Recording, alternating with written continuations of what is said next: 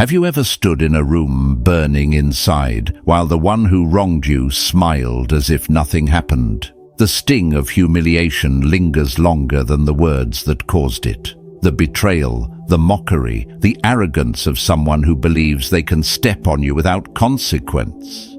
It can haunt you. Most people think the only way forward is to fight back loudly, to strike harder, to prove themselves in open battle. But every outburst leaves scars on you as well. The louder you fight, the more you reveal, and the more you lose control of yourself.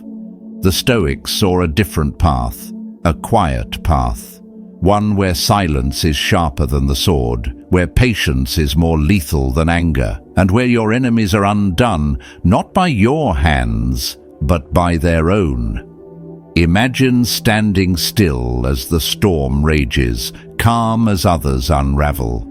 Imagine winning not through force, but through clarity, discipline, and a kind of invisible strength that cannot be attacked. Stay with me, because what follows is not theory, it is a way of seeing that changes everything.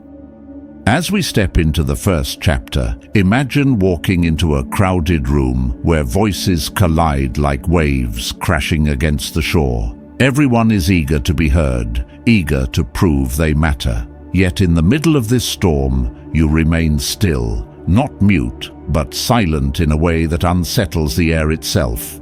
Silence is not absence, it is presence sharpened into strength. Have you ever noticed how the loudest person often reveals the most? Every extra word spills a secret they did not intend to give away. Every laugh too eager, every claim too bold, every criticism too sharp, each one a confession of weakness dressed as strength. The Stoics warned us that speech can betray us more than action. Marcus Aurelius once reflected, "If it is not right, do not do it. If it is not true, do not say it." But most cannot hold their tongues. They are compelled to speak, to fill the silence they fear. And in doing so, they expose themselves. Now imagine yourself as the observer. You do not rush to prove how clever you are. You do not compete to dominate the air. Instead, you listen. You notice the blink that betrays insecurity, the hesitation that reveals doubt, the complaint that exposes entitlement. While others drown in their own noise, you sit quietly, gathering their secrets like a patient fisherman collecting what the tide delivers. They believe they are clever because they can talk. They think words will shield them. Every careless word is a thread unraveling the fabric they stitched so tightly. I recall a man in my early years who never stopped talking. He entered meetings like a flood, confident that sheer volume would wash away doubt. He thought his constant speeches made him respected. Yet, the more he spoke, the more contradictions he created. He promised what could not be delivered. He bragged about loyalty, yet gossiped about allies. His downfall did not come from an enemy's strike. It came from his own tongue. Those who once applauded him began to whisper, "Can he be trusted? Does he mean what he says?" I never had to confront him. His voice destroyed him while my silence protected me. This is the hidden power of restraint, to remain a fortress without windows, to show no hint of your intentions. Let your face carry calm curiosity, not eagerness. Let your presence be steady, not restless. In that calmness, people will project their anxieties onto you. They will assume you are judging them. They will feel your silence as disapproval. And in their attempt to win your favor, they will reveal even more of what you need to know. Seneca once said, "We suffer more often in imagination than in reality." Your silence awakens that imagination in others. They grow uneasy, restless, desperate for reassurance. And the more they strive for your approval, the more of their insecurities they place in your hands. Here lies the paradox. You gain power not by speaking, but by withholding. When you master this art, you no longer need to fight for attention. Attention comes to you. People start to feel that your nod carries more weight than another's speech, that your approval, given rarely, is a kind of currency they will labor endlessly to earn. Do not spend this currency freely. Do not hand out validation like coins on the street. Let it remain precious, because the rarer your approval, the harder they work and the more they expose themselves. Think of the Roman general who would sit silently at the edge of council, letting his rivals debate themselves into contradiction. He rarely raised his voice, yet every man in the room leaned toward him, waiting for the moment he chose to speak. His silence was not ignorance, it was dominance. He controlled the rhythm of the room without lifting a finger. You too can hold such power. In your office, in your family, in your circle of friends. It does not require cruelty. It requires patience. Watch how others reveal themselves. Listen when they speak of others, for it will show how they speak of you when absent. Observe their jokes, for humor often hides jealousy. Notice their complaints, for they point to the pressure points of discontent. These are the seeds of downfall they hand you freely. Do not mistake stillness for weakness. Do not let them convince you that calmness is ignorance. Let them underestimate you.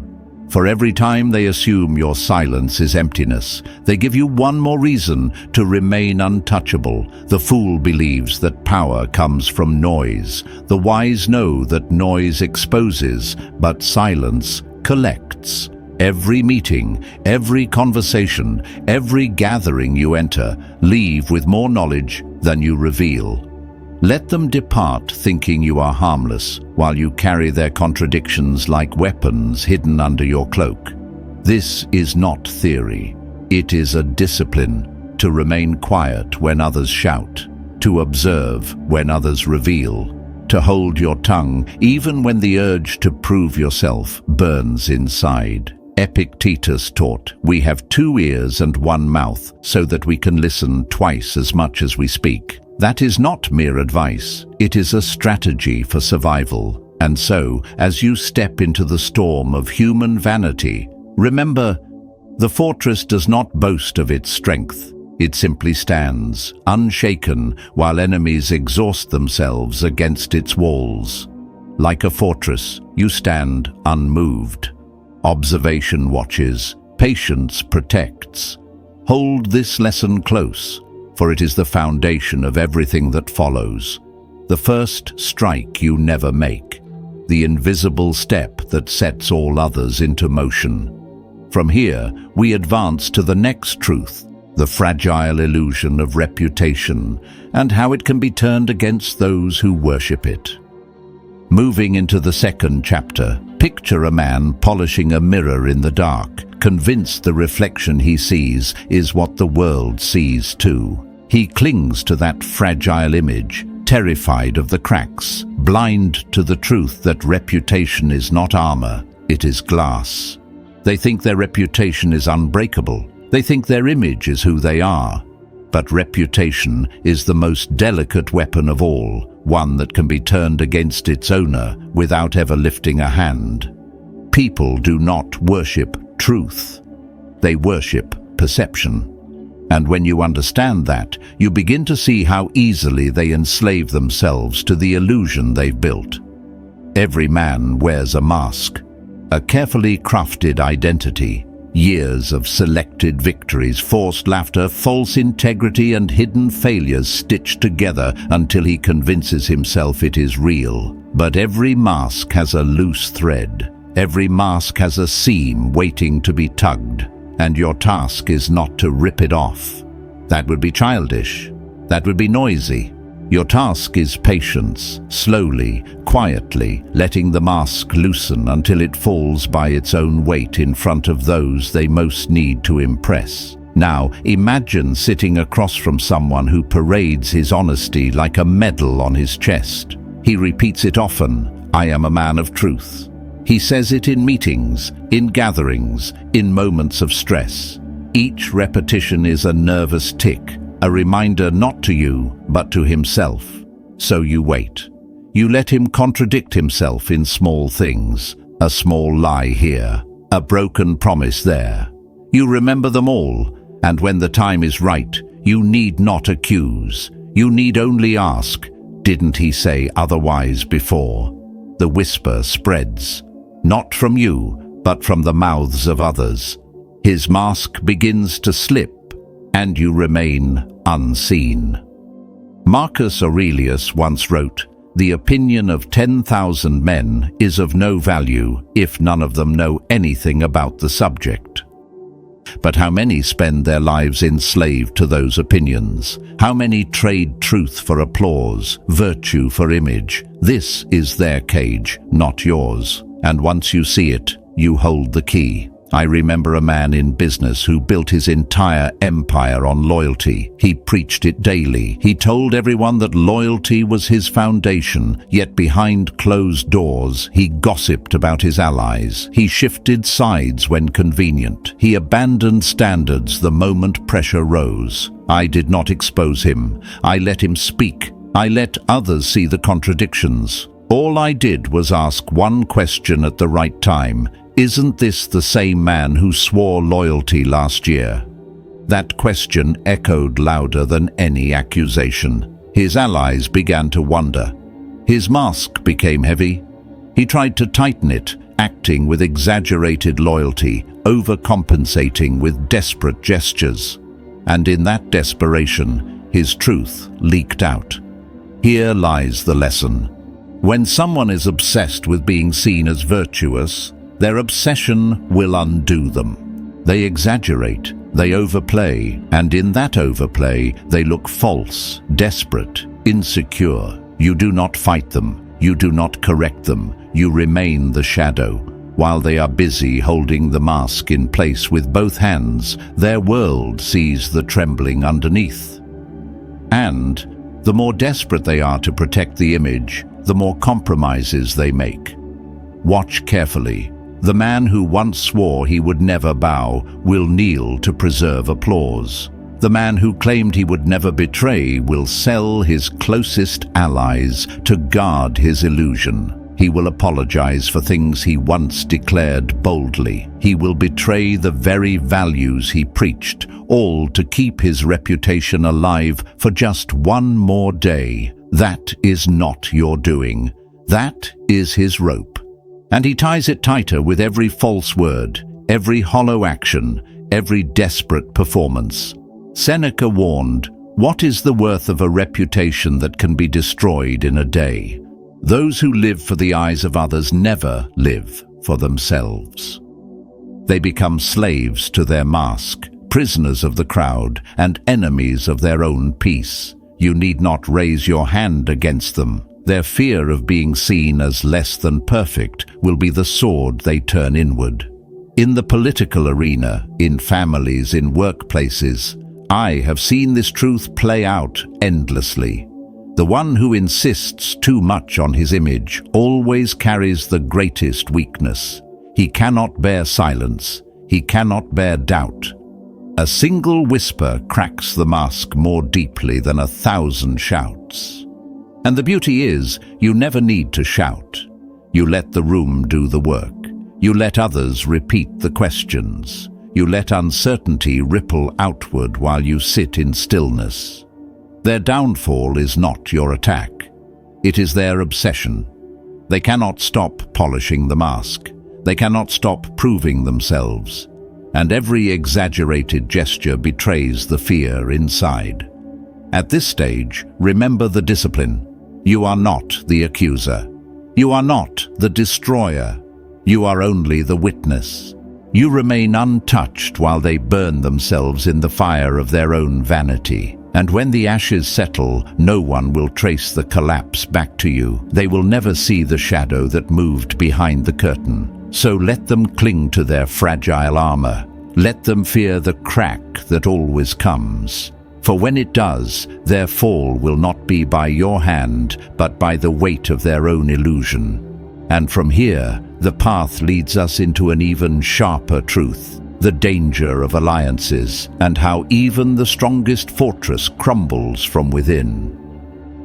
Advancing to the third chapter, picture a man walking proudly through the city gates, convinced his strength is written not in himself, but in the crowd marching behind him. He believes the cheers are armor, the allies his shield, the applause his proof that he is untouchable. Yet the strongest fortress is never broken by the battering ram outside its gates. It collapses from the termites eating away quietly within its own walls. Now imagine your enemy, secure in the illusion of numbers. He points to his supporters, his friends, his loyal circle, and he thinks this is power. But loyalty tied to benefit is fragile. People align with strength only as long as it serves them. When the ground beneath their feet shifts, they do not announce betrayal, they simply drift away. Like shadows at dusk, they vanish when the light changes.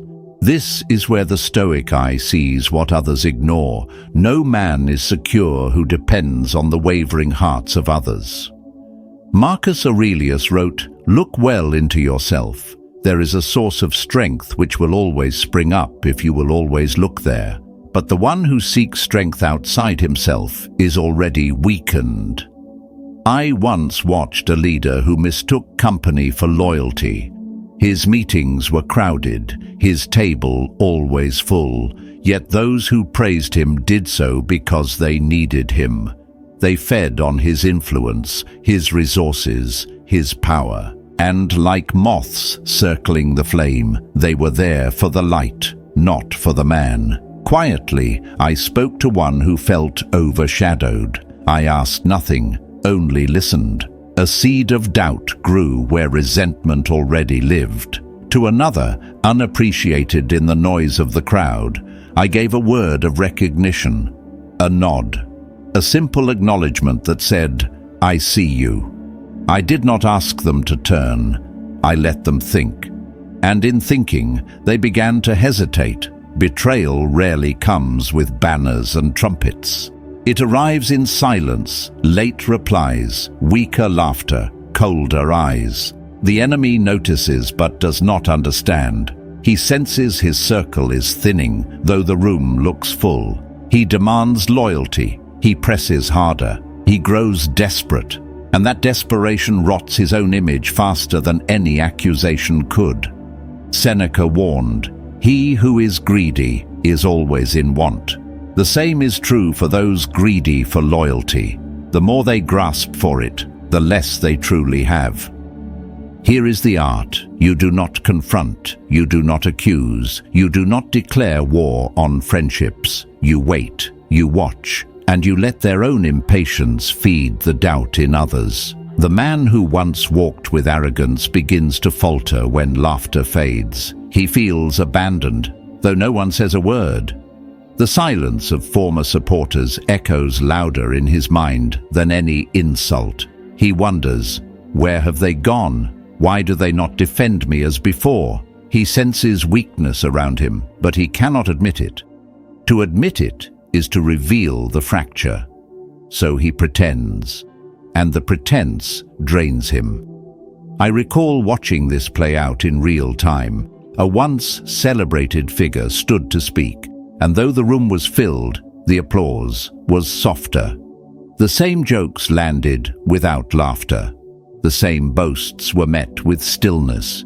It was not open rebellion. It was something colder, indifference, and indifference cuts deeper than opposition. For to be opposed is to matter. To be ignored is to vanish. That day he spoke louder, tried harder, repeated himself endlessly, but the more he demanded attention, the less he held it. His fortress had fallen, though no stone had been touched. This is why alliances built on fear or benefit are doomed. People stay close to power because they gain from it. When those gains fade, so does their loyalty.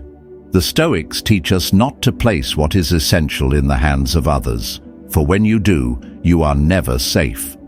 Epictetus said, "If you want to improve, be content to be thought foolish and stupid with regard to external things. Better to be underestimated and alone than celebrated and dependent. For what is celebrated today will be mocked tomorrow."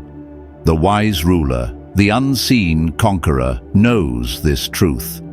You need not push men away from your enemy. You need only step back and let time work. The cracks will widen, the whispers will grow, the silence will hollow him from within. And when he finally turns, he will not find you as the accuser. You will be the quiet witness, untouched, steady, waiting. Here's where the elegance of strategy reveals itself. True destruction is not in striking, but in letting your enemy destroy himself with the weight of his own pride, impatience, and ego. Every demand he makes drives others further. Every doubt he expresses feeds their uncertainty. And the more he struggles to tighten the circle, the more it slips from his grasp. At this stage, you hold the advantage without lifting a finger. You stand in the shadows, unseen, while the fortress falls from within. The man who believed he was untouchable finds himself alone. His power was never his, it was borrowed. And borrowed power always returns to its lender. So remember this. You do not win by tearing walls down. You win by letting termites work. You win by patience, by silence, by trust in time. And as one fortress falls, you will see more clearly the next illusion to unravel, the dangerous hunger of desire, and how it blinds every man to the trap he sets for himself. Entering the fourth chapter, picture a man chasing shadows in the street, reaching for things that dissolve the moment he touches them. His hunger is not for bread or water, but for something far more intoxicating: praise, recognition, superiority. He tells himself he deserves more. He whispers that he must be admired, feared, adored, and in chasing those whispers, he blinds himself more than any lie you could craft. Desire is the leash that leads men to ruin. Epictetus once reminded his students, freedom is secured not by the fulfillment of men's desires, but by the removal of desire. Yet most men cannot remove it. They run like starving dogs after scraps, believing the scraps to be crowns. That blindness is not a weakness you need to exploit directly. It is a stage you prepare quietly, knowing their appetite will do the rest. Now imagine watching a man who craves validation more than oxygen. He will take every chance to stand in the spotlight. He will speak too long, reveal too much, promise what he cannot deliver, and the brighter the light shines, the more it reveals the cracks in his skin. You do not silence him. You let him keep talking. The higher he climbs on the fragile ladder of perception, the harder he will fall when the rungs give way. Or consider the impatient one, desperate for power. Praise him, encourage his speed, smile at his ambition, because in his rush to seize control, he will skip the careful alliances, burn bridges behind him, and expose insecurities he cannot hide. His impatience is your ally. His haste is your shield. In trying to reach the throne too quickly, he will set fire to the very road meant to carry him there. Then there is the man intoxicated by his own virtue. He parades his morality as if it were a crown no one else could wear. But virtue, when displayed for applause, always cracks under scrutiny. The smallest slip, the tiniest exposure of hypocrisy, destroys the persona he worships.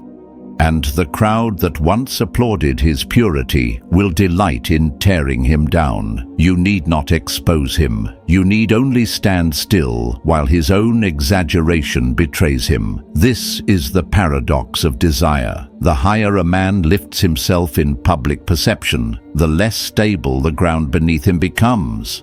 His fall does not need your push. His ego will do the work. All you must be is a mirror. If he seeks admiration, reflect admiration. If he seeks agreement, agree. If he seeks a stage, offer it to him. Let him believe you are harmless, supportive, perhaps even foolish. And while he performs, you observe. Every boast becomes a record, every contradiction a weapon, every indulgence a slow unraveling. I once knew a man in business who lived for applause. Every speech was longer than the last, every promise louder, every declaration more exaggerated. For a while he seemed untouchable, but slowly his supporters began to notice the fractures. Promises unkept, boasts unmatched by results. And without a word from me, whispers began to circulate. Is he really as great as he claims? His own hunger betrayed him. His fall came not from attack, but from exhaustion, his energy spent trying to defend the image he had overinflated. The Stoics warned of this trap long ago. Seneca wrote, "It is not the man who has too little, but the man who craves more, that is poor." Craving makes men reckless. Recklessness makes them careless. And carelessness is the seed of destruction. When you stand calmly at the side, patient and observant, their hunger becomes the rope around their own neck. Notice the pattern. Each action they take to prove themselves only deepens their wounds. Each attempt to silence critics makes them look more insecure. Each desperate move to protect their power exposes how fragile it really is. Their own circle begins to see the cracks, and the silence of their supporters cuts deeper than any insult. They appear weaker, more desperate, more unstable, yet they believe every mistake is a victory. At this stage, you do nothing but wait. You let them believe, you let them double down, you let them spend their influence recklessly until there is nothing left but the hollow echo of their own voice. This is not cruelty, it is patience. The patience of one who knows that true power is never in feeding desire, but in mastering it. So remember this, you need not strike, you need not expose. Simply hold the mirror steady and watch as their own hunger distorts their reflection. In the end, they will destroy themselves, not because you fought them, but because they never learned to fight the enemy within. If you felt the weight of this truth, take a moment to subscribe so you never miss the next step in this journey. And share in the comments with one word, desire. Because when you name the chain, you begin to break it. From here, we step into the next truth, why patience, the weapon most despised by the impulsive, is in fact the deadliest blade of all. At this stage, imagine a fool digging his own grave, whistling as he works, never realizing the pit is meant for himself. He believes he is building victory, yet every careless word, every rash choice, every boast is another shovelful of dirt. You do not need to stop him, you do not need to warn him, you simply wait. Patience becomes your sword, and silence your shield. The Stoics understood this better than anyone. Marcus Aurelius reminded himself daily, time is like a river, the events of life like its current. Let the river carry the fool away. Let him reveal his nature when pressed. Give him rope, and his desires will tighten the noose. You are not the executioner. You are the quiet architect, building the environment where his downfall is inevitable. That is the art of destruction without blood. That is mastery without motion. Now picture yourself at the edge of a gathering. You are the one who nods, who appears agreeable, who seems harmless. You clap when others clap.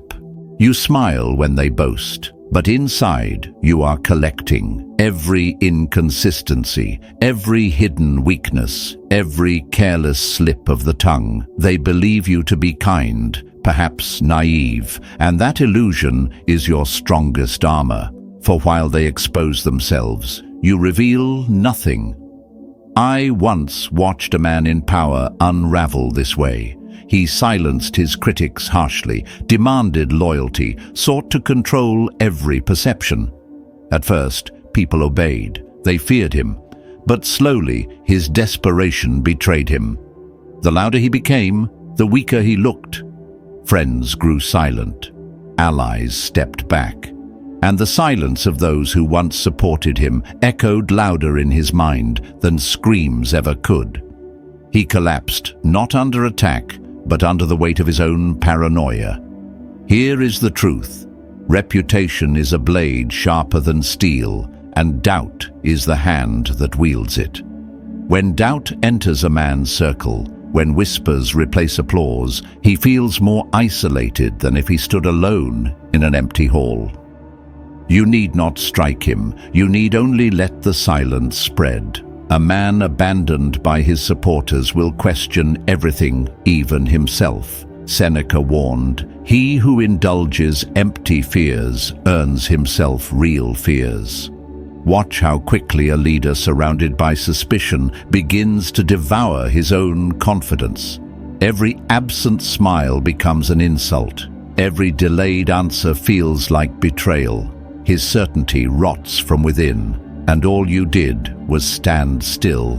This is why patience is more lethal than rage. Rage spends itself in an hour. Patience lasts a lifetime. To remain still while others destroy themselves requires discipline, yes, but also clarity. Epictetus said, "If you want to control your soul, begin by controlling your tongue. Control your tongue and you control the game. Say nothing and everything comes to you." Think of kingdoms taken without armies, thrones lost not to swords but to doubt, reputations shattered not by scandal but by silence. History is full of rulers who imagined themselves unbreakable, yet it was the unseen conqueror, the strategist who never struck, who walked away victorious. Let them believe you harmless. Let them think you are slow, ignorant, irrelevant. You gather, you observe, you wait. Each secret they reveal becomes a stone in your foundation. Each flaw they expose is a key you pocket for later. And when the collapse comes, they will never suspect your hand. They will never understand how they fell. Their ruin leaves no fingerprints. Their defeat has no accuser. Only the echo of their own voice betrays them. From here, carry the lesson forward. The most elegant conquest is not to fight at all, but to let others fight themselves. Their ego, their impatience, their endless hunger, they are the architects of their own undoing. You are the still figure in the background, unmoved, untouchable, walking away while others waste their lives on battles they could never win. And this is where the truth sharpens to its finest edge. The greatest victory belongs not to the one who strikes, but to the one who never needed to. Yet every downfall you witness leads to a deeper question. What about you? Silence can break others, but can you hold it within yourself? Ego exposes them, but have you faced your own? The Stoics taught that wisdom is not proven by how easily another man falls, but by how steadily you rise. So the path turns inward now, away from the ruins of others and toward the mastery of your own nature. As we step into the first chapter of this new path, imagine standing before a mirror that reflects not your face, but your impulses, anger flaring like fire, fear curling like smoke, desire dragging you forward like chains. You realize the fiercest enemy you will ever meet is not across the table, not whispering behind your back, but living quietly within your own chest. Think of the times you have been baited into foolish fights. Someone mocks you, and your pride leaps to defend itself. A rival flaunts his success, and envy gnaws at you until you chase shadows. Each time you react without thought, you hand your power away. The Stoics saw this clearly. Epictetus wrote, No man is free who is not master of himself. You can conquer cities, silence your enemies, even win admiration from crowds, but if you are still a slave to your own temper, your own cravings, your own ego, then you are not free. Now imagine the same provocation, but this time you pause. The insult is hurled, but you stand unmoved. The world expects your fire, but you give them stone. That pause is not emptiness, it is dominion. You have seized control of the only battlefield that matters, your own mind. A fool will exhaust himself trying to dominate others. A wise man masters himself and lets the rest fall into place. I once knew a man in business who could not let go of the smallest slight. A late reply to his message would trigger an outburst.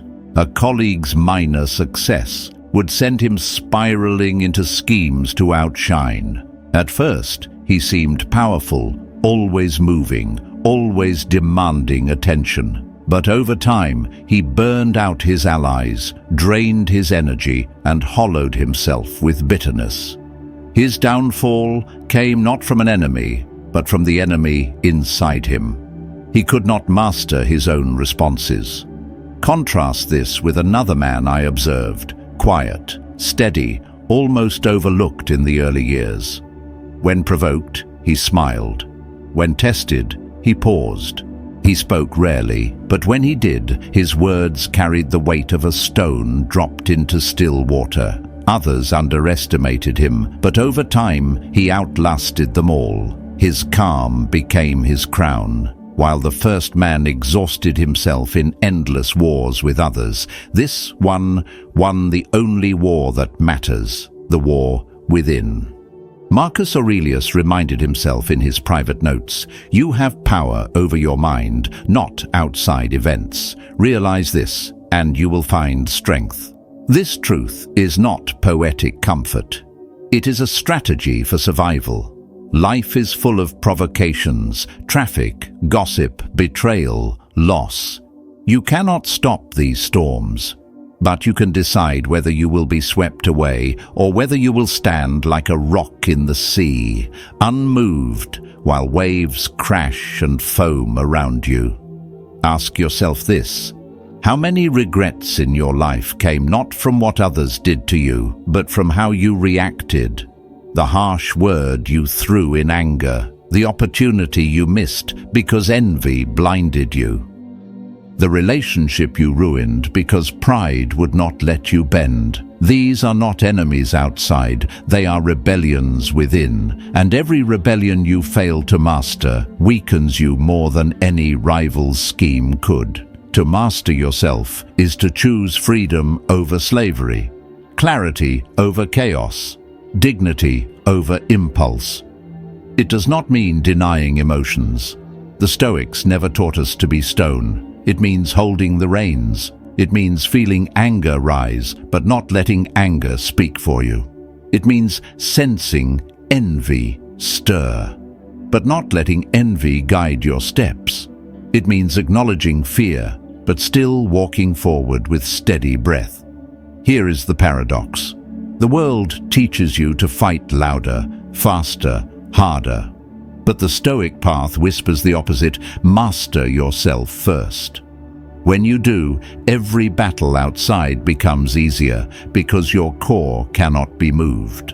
And when people see that in you, when they realize they cannot provoke you, they begin to respect you in ways they never respected those who shouted, who demanded, who begged. Self-mastery is not glamorous. It does not shine like gold. It is built in the quiet hours. When you choose to pause instead of lash out, when you reflect instead of react, when you bite back a harsh word and let silence speak. Over time, these small victories create a fortress no enemy can breach. At this stage, you understand. The unseen conqueror is not the one who outsmarts his rivals most cleverly, but the one who outsmarts himself, who catches his own impulses before they betray him. The fool will always reveal himself by chasing every desire, every urge. The wise will let those urges pass like wind through trees. So remember this: the greatest empire you will ever rule is the empire of your own mind. Win that war, and every other victory will follow in its time. From here, the road leads us to another truth: the freedom that comes when you no longer need the applause or the approval of others, when your worth is no longer chained to their gaze. Moving into the second chapter, picture a man walking through a marketplace where every stall calls his name. One promises admiration if he buys their praise. Another offers security if he bows to their opinion. Still another shouts that love, power, or recognition will finally make him whole. He runs from stall to stall, arms full of trinkets, yet his heart remains empty. What he does not see is that every purchase is a chain. Every craving ties him tighter to the crowd's approval. Now imagine another figure in the same place. He walks with calm steps, glances at the stalls, but carries nothing away. Not because he despises what is offered, but because he no longer needs it. His worth is not for sale. His peace is not a commodity. This is the man who has found inner freedom, the rare soul who no longer lives by the eyes of others. The Stoics saw the danger of external validation long before our world made it into an industry.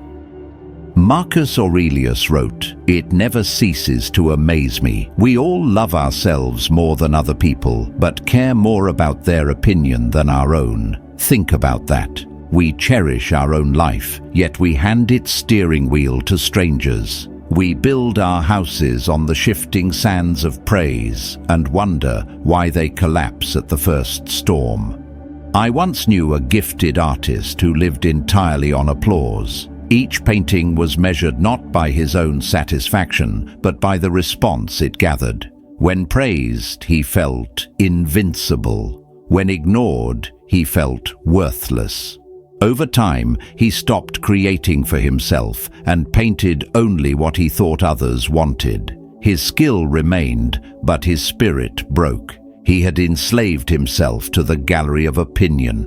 And when the crowd moved on, as it always does, he was left with nothing but silence. Contrast that with another man I met, a craftsman of quiet things. He built furniture by hand, not glamorous, not fashionable. People would ask why he wasted time on such simple work when faster machines could do the same. He only smiled and said, "I sleep well, knowing what I made with my hands will outlast me." He lived by his own measure. He was free because he did not beg the world to confirm his worth. Epictetus warned, "If you want to improve, be content to be thought foolish and stupid." Not because foolishness is noble, but because the moment you stop fearing how others see you, you finally begin to live. The cage is not their opinion, it is your dependence on it. Break that, and you walk in open air. Ask yourself, how much of your energy has been wasted trying to prove yourself? How many words have you spoken, not because you believed them, but because you wanted to be seen as clever? How many choices have you made not from conviction, but from fear of judgment? Each one is a subtle surrender. Each one ties another knot in the rope.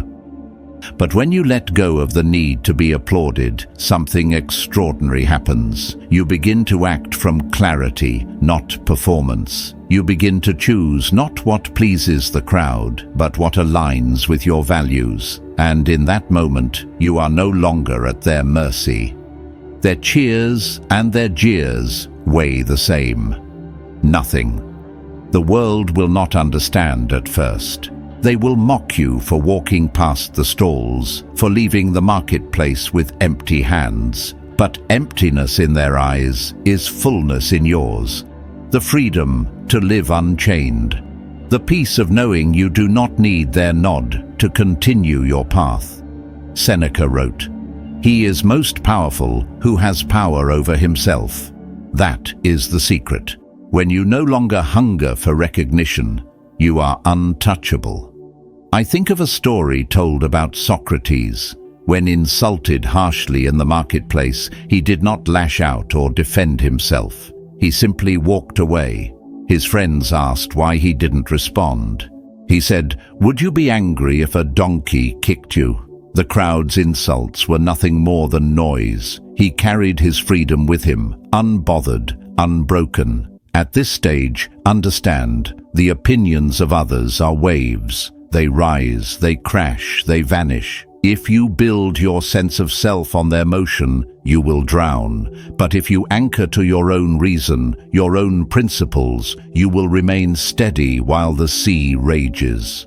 So remember this: true freedom is not the absence of chains around your body, but the absence of chains around your mind.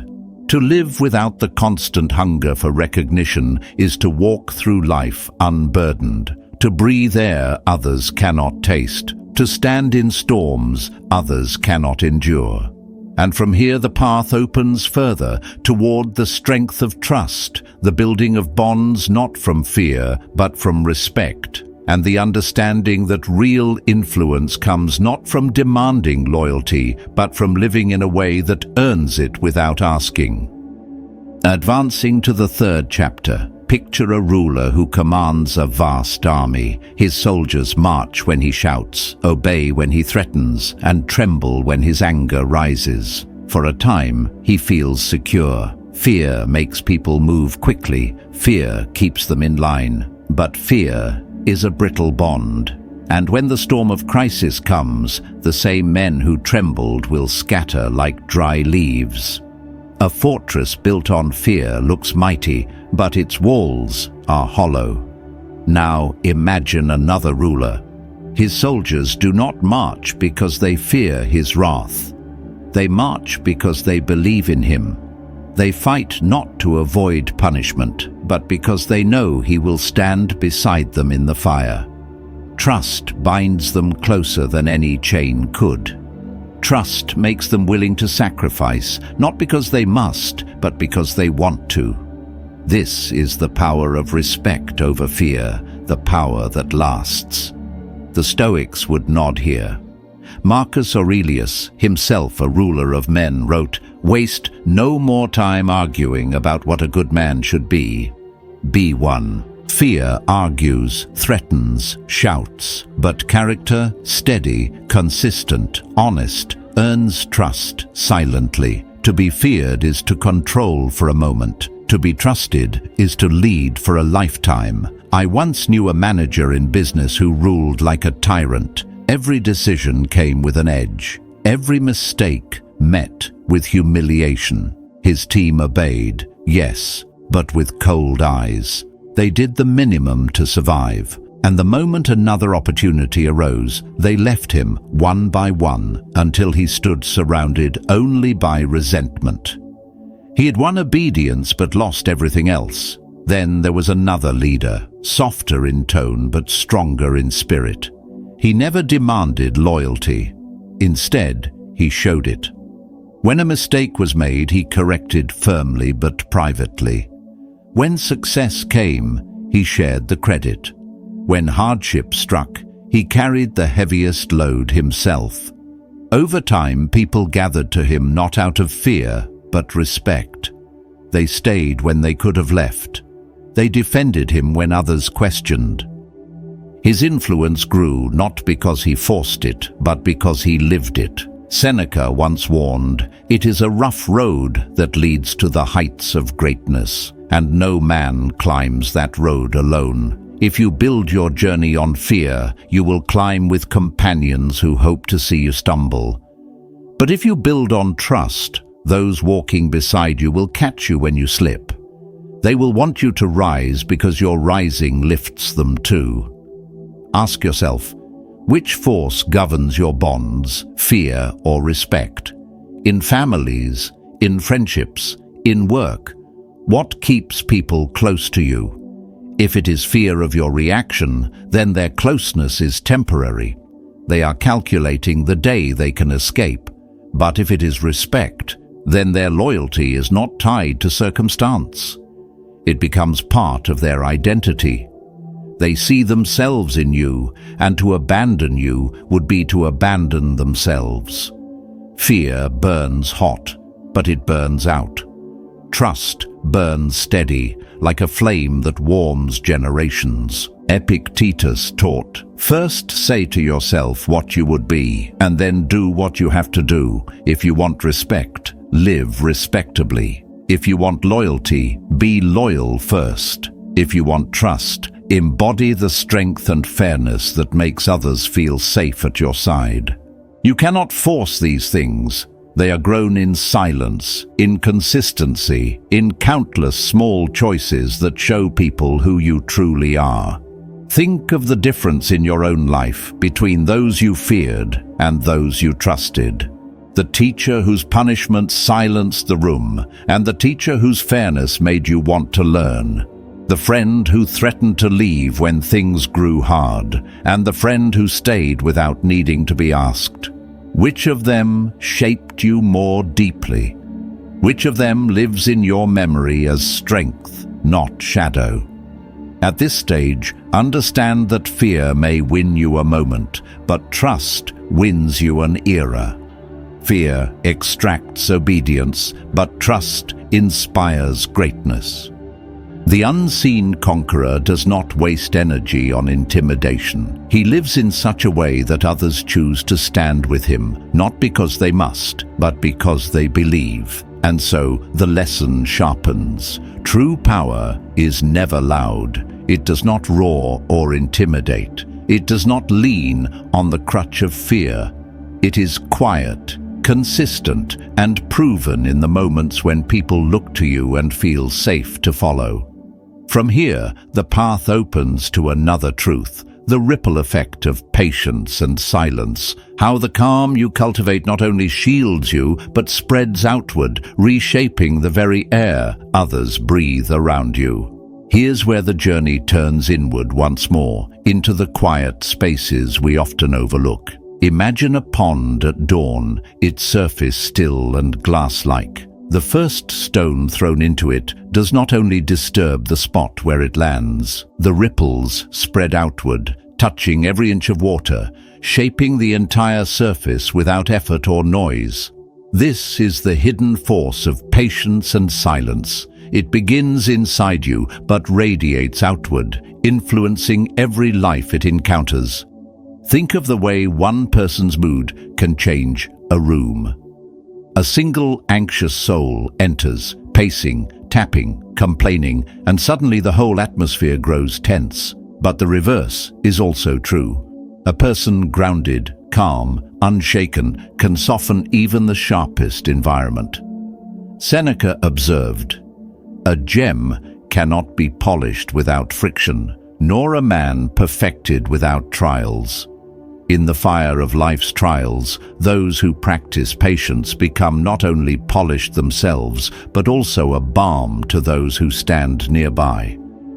I once knew a teacher who never raised her voice. The students tested her, as young ones always do, shouting, mocking, trying to break her composure. But she never shouted back. She never flinched. Instead, she answered their chaos with steady tone, with silence heavy enough to make them feel their own noise, and slowly her calm became the rhythm of the room. She was not loud, but she was unshakable. Her silence spread like a ripple, and soon even the most restless began to match her tempo. That is patience, not passive, but powerful. Now imagine your own life as that classroom. How many storms come roaring into your day? Traffic jams, insults, betrayals, unexpected losses. Most people meet these storms with equal storm, shouting back, clenching fists, lashing out.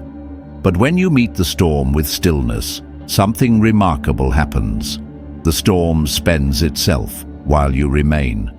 The world expects reaction, and when it does not come, the cycle breaks. This is not weakness.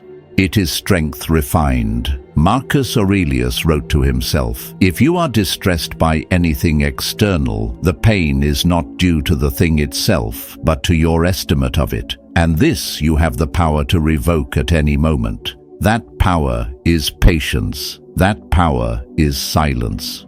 To revoke your consent to chaos, to withdraw your energy from the endless tug-of-war of reaction. When you do, the ripple begins, not only saving your own peace, but quietly guiding the atmosphere around you. Think of a family argument. One person grows loud, another louder still. Words are thrown like spears, and wounds are carved deeper with every sentence. But imagine one person at that table choosing silence. Not silence of contempt, but silence of discipline. They listen, they breathe, they wait until the fury burns itself out. Often that restraint is the turning point. The fire, deprived of fuel, flickers and fades. The family remembers love after anger passes. All because one person chose patience over reaction. This ripple extends beyond personal peace. In leadership, in friendships, in communities, the one who can hold silence in the face of noise becomes the axis around which others settle. I recall a leader in a time of crisis. The market had collapsed. Panic gripped everyone, and each meeting was filled with frantic proposals. He listened, he nodded, but he did not rush. When others demanded immediate answers, he paused. And in that pause, people began to breathe. His calm told them, without words, that survival was possible, that waiting was wiser than flailing. And so they followed his example. In the end, the company survived not because of a brilliant strategy, but because his patience created the space where reason could return. There is a paradox here. We imagine influence as loud speeches, dramatic gestures, visible dominance, yet the most lasting influence often comes from restraint. It is the power of not being shaken, of not matching noise with noise. Epictetus taught, "It's not what happens to you, but how you react to it that matters." Extend that further. How you react not only matters for you, but for everyone in your orbit. Your reaction becomes their weather. Your silence, if disciplined, becomes their shelter. Picture a man on a battlefield, not of swords, but of words. Insults fly at him from all sides. Instead of retaliating, he stands steady, letting his opponents exhaust themselves. Soon their words echo against silence, sounding hollow. Their anger begins to look foolish because it meets no equal partner, and those watching begin to see the contrast. Rage crumbles against calm. This is how silence shapes perception, not by attacking, but by revealing the weakness of noise. This ripple effect is also internal. Patience softens your own heart. Silence trains your own mind. The more you resist the pull of impulse, the stronger you become inside. It is like lifting weights no one can see. Every moment of restraint builds unseen muscle, and in time, those around you feel its presence, even if they cannot name it. They trust you more. They confide in you. They know that your stillness is not emptiness, but strength. The danger is to confuse patience with passivity. To wait does not mean to abandon. To be silent does not mean to submit. It is a discipline of timing, not avoidance. The Stoics did not ask us to be doormats. They asked us to be masters of response, to act when action is right, to withhold when reaction is waste. In this balance, you gain control not only of yourself, but of the entire rhythm around you. I think again of the pond at dawn. A careless hand can splash wildly, disturbing everything. But the disciplined hand chooses when to cast the stone, where to cast it, and whether to cast it at all. That choice makes all the difference. Patience is not the absence of movement. It is the mastery of movement. At this stage, the lesson is clear. Every storm you meet is a chance to be the calm that steadies others. Every conflict is an opportunity to show that silence is not weakness, but the quiet assertion of strength. The ripples you create with patience may never be seen fully, but they're always felt.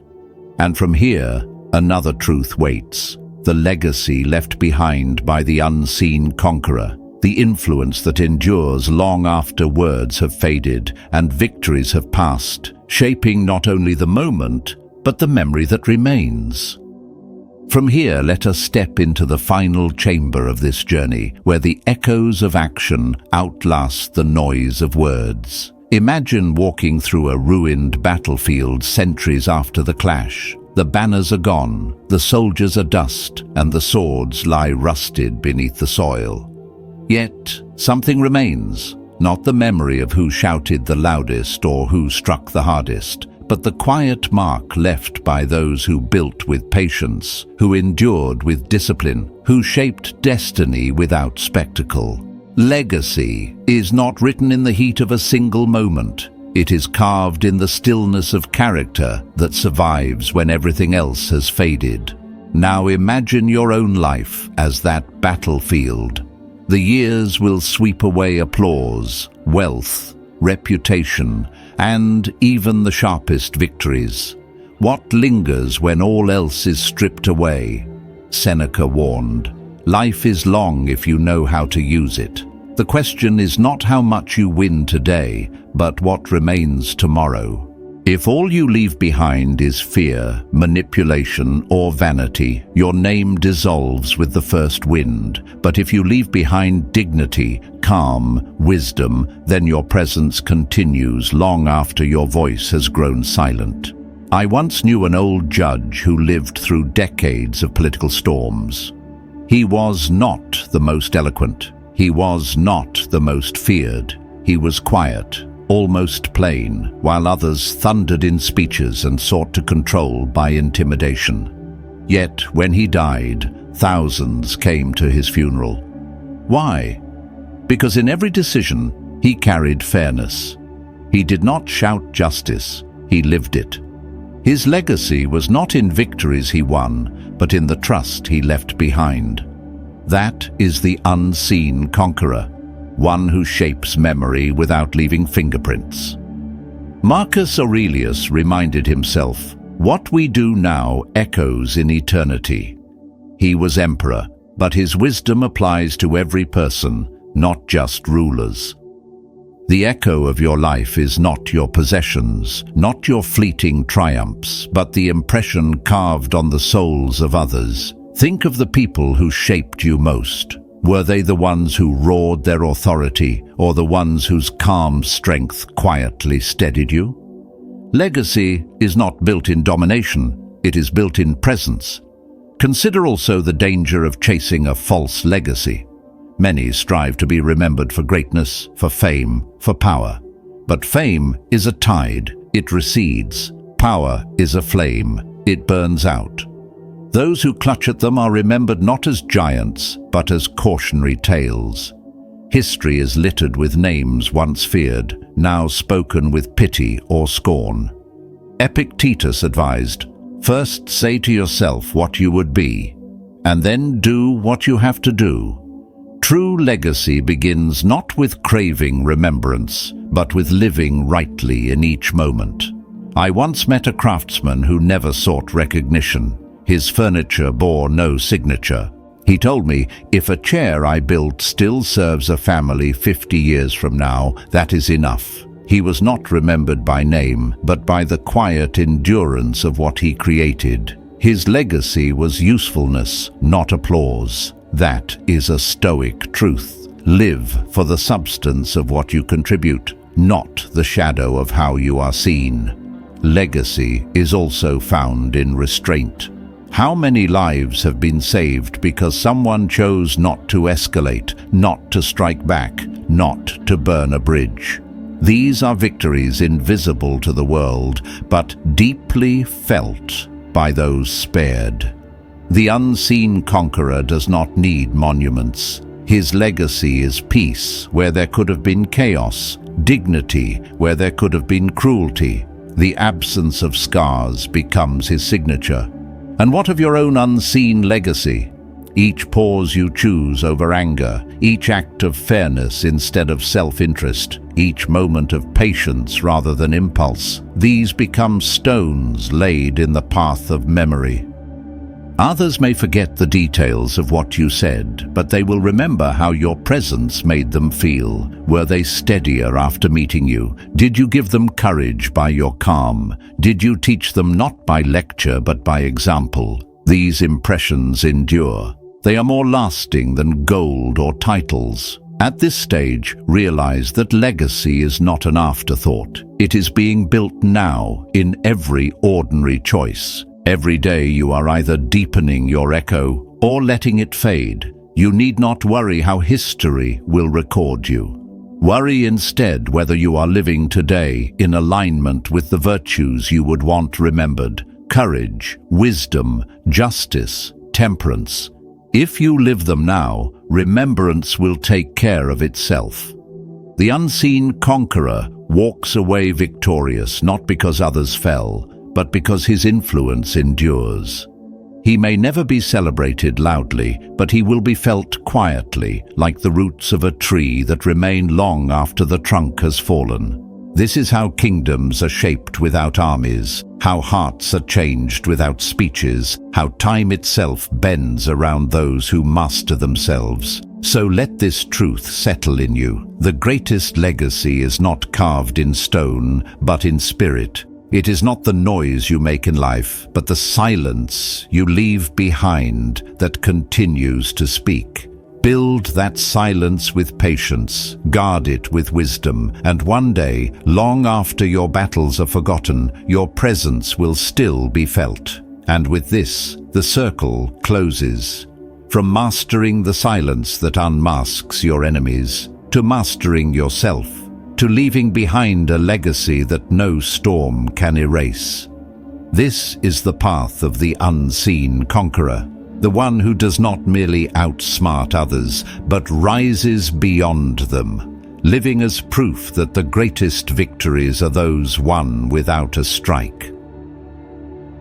In the end, true strength is revealed not in noise or confrontation, but in the stillness that allows others to undo themselves. This is how you outsmart anyone without ever attacking them, by walking the path of the unseen conqueror, calm and steady while the world exhausts itself in conflict.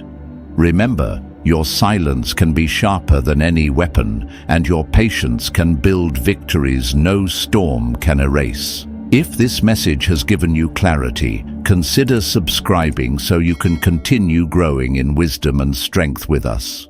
Share your thoughts below with the words "quiet power" to affirm what you carry within. Hold this lesson close as you step forward, for each day is another chance to practice calm, to sharpen discipline, and to live as proof that true power is not in striking, but in mastering yourself. The journey continues, and your next step awaits.